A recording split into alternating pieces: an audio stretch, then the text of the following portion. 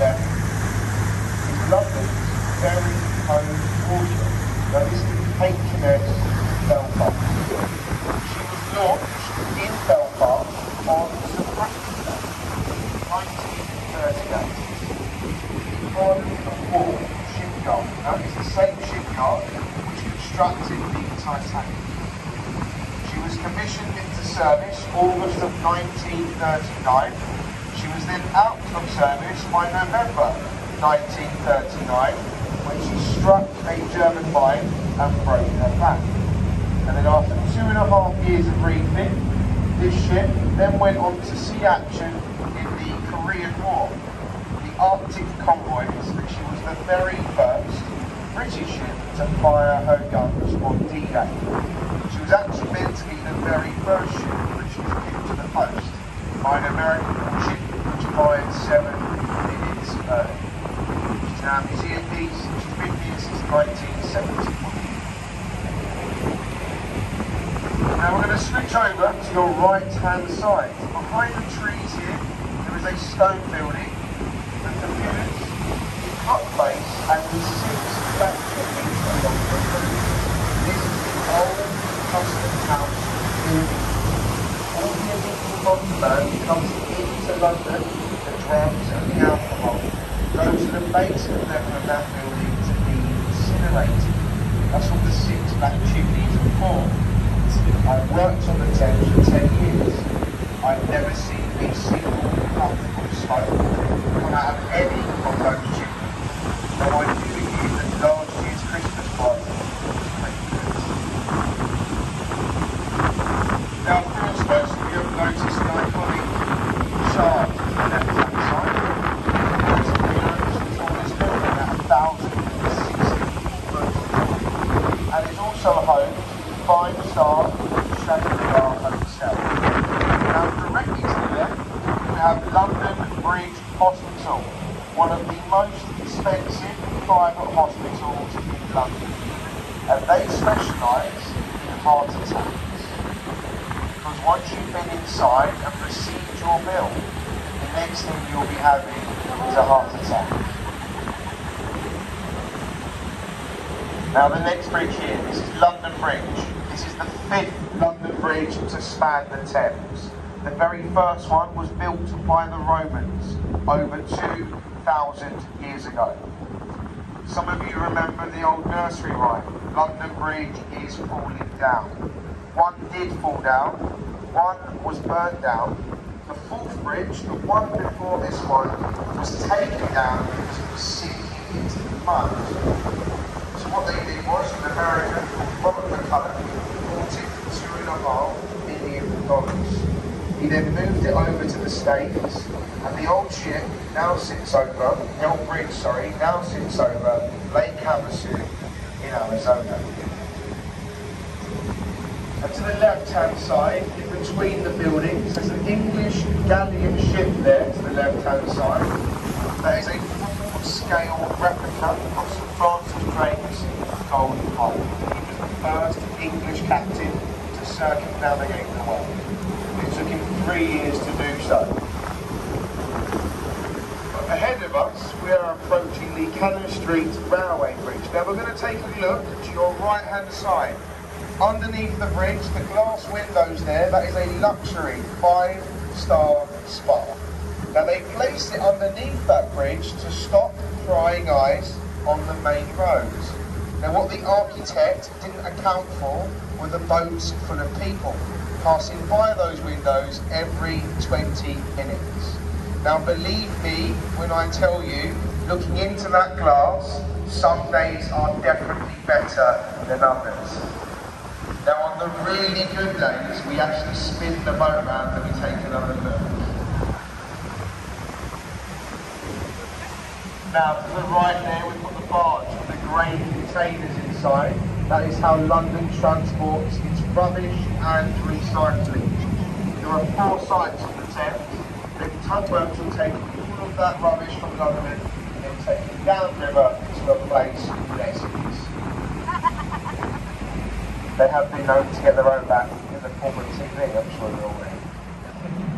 Now as we approach Southwark Bridge, we're going to come through the arch and we're looking to the right. We've got the stone building here with the 4 columns lit up in the night sky. This is Vicar's Place. Now all new beers, wines and spirits that come into the UK have to go through that building first to be taste tested before going out on general production. And then we've got a small section of beach to the right hand side.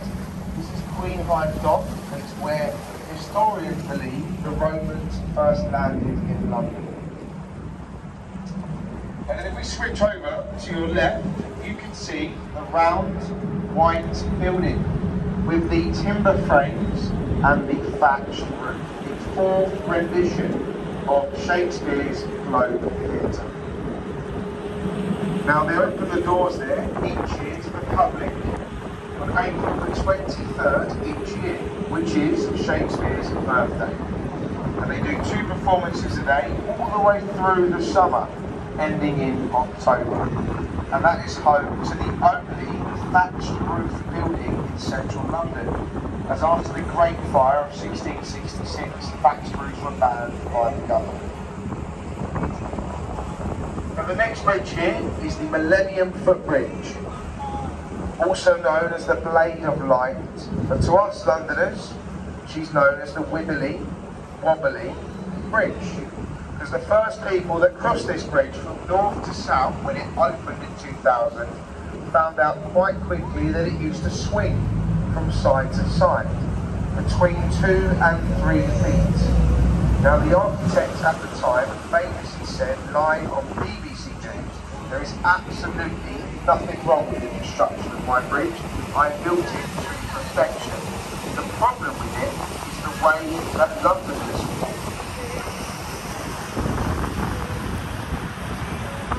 Now ahead of the boat, we've got a collection of 2 bridges, ladies and gents. These are the Blackfriars Bridges.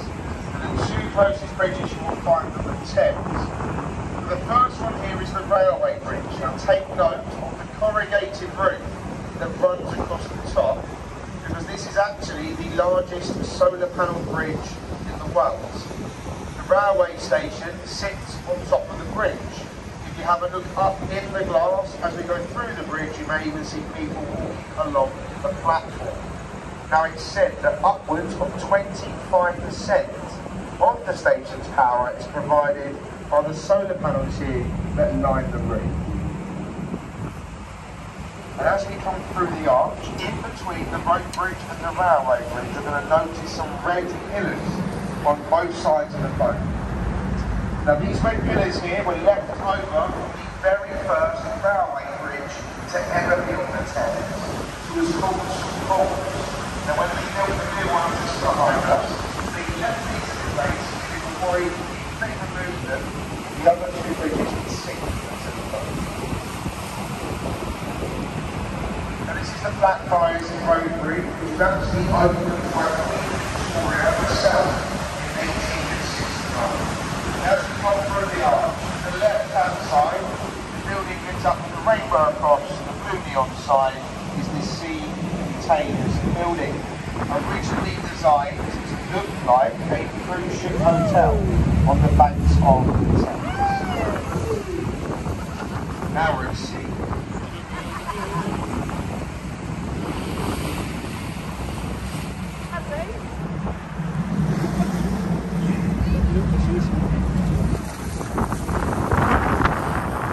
The Sea Containers building was designed to look like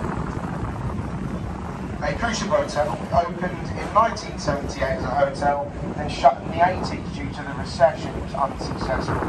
So it then became an office building from top to bottom. Now, 3 levels in the middle there, you see people getting changed in their bedrooms. That is a luxury hotel now, as originally intended. Then of course the Oxo Tower to the left, same Oxo as the brand of Stocking. So it's no longer a main store here anymore. The bottom level is luxury shops. The middle level is luxury unaffordable apartments. At the very top floor, in the glass with the lights, that is one of London's top 10 restaurants, and it's owned by Harvey Nichols. Now we're going to talk about something on the right hand side, but it's hard to see because it's night time. Along the wall, under each lamppost, there is a green lion's head with a large ring in their mouth on the river wall to the right. Now the reason I talk about it, even though you can't see it here, is when we get to Westminster, you're going to see the green lion's heads everywhere along the river wall. Now they were used back in the day as an early flood warning system in London. Now it was said, if the river ever reached the lion's mouth on the wall, then it would spill over the embankment. It would then fill up the London Underground, and then London would sink. So to remember this, the old watermen used to say, if the lions are drinking, then London is sinking. Another saying they used, if the river reached their mains, then London will go down the drains. And then you have the crew's personal favourite. If the lions' heads are ducked,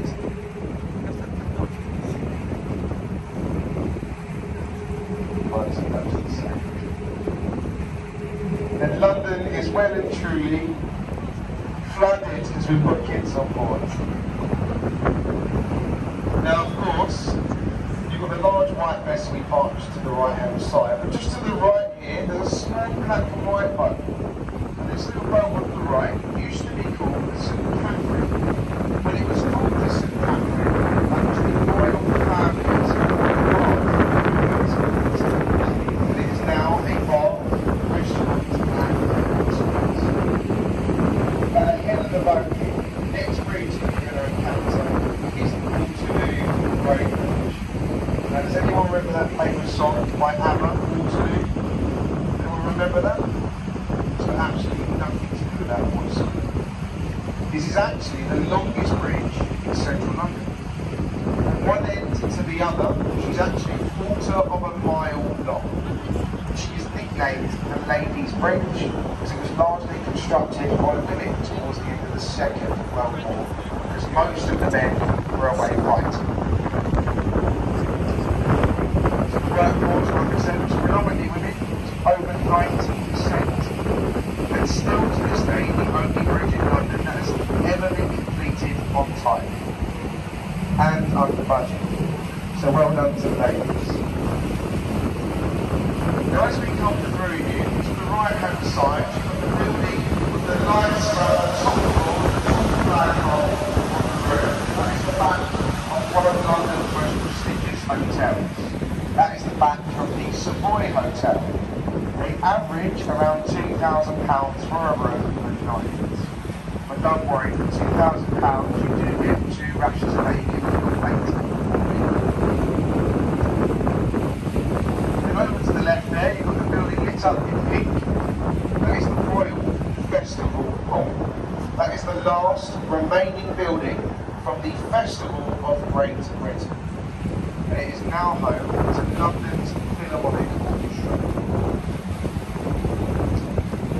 Then ahead of the boat, we have Charing Cross Railway. You've got 2 white bridges either side of the railway line. The white walkway was put in place at the Queen's Golden Jubilee in the year 2002. Now you follow the railway line to the right. The building there, lit up with green, is the Charing Cross Station. Now some of you will have travelled into London by vehicle before, and you would have seen the road signs that say 40 miles to London, 30 miles to London. When you get to 0, the place that actually takes you to is just outside the Charing Cross Station, because it comes from an old mapping system with Charing Cross, X marks the centre spot of London. Now as we come through the bridge,